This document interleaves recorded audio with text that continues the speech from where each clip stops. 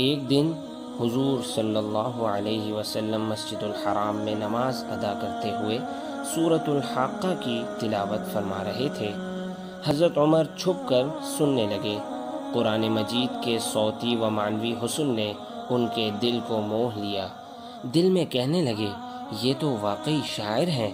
اتنے میں حضور اکرم صلی اللہ علیہ وسلم نے آیت تلاوت کی، وَمَا هُوَ بِقَوْلِ شَاعِرٍ قَلِيلًا مَا تُؤْمِنُونَ۔ یہ کسی شاعر کا کلام نہیں، تم بہت کم ایمان لاتے ہو۔ حضرت عمر حیران ہوئے کہ میرے دل کی بات انہیں کیسے پتہ چل گئی۔ سوچنے لگے، یہ تو جادوگر ہیں۔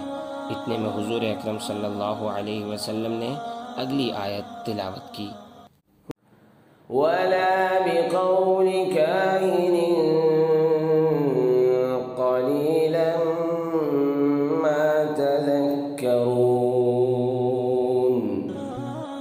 یہ کسی جادوگر کا کلام نہیں، تم بہت کم نصیحت پکڑتے ہو۔ حضرت عمر کے دل میں اسلام کی صداقت کا بیج اسی دن پڑ گیا تھا۔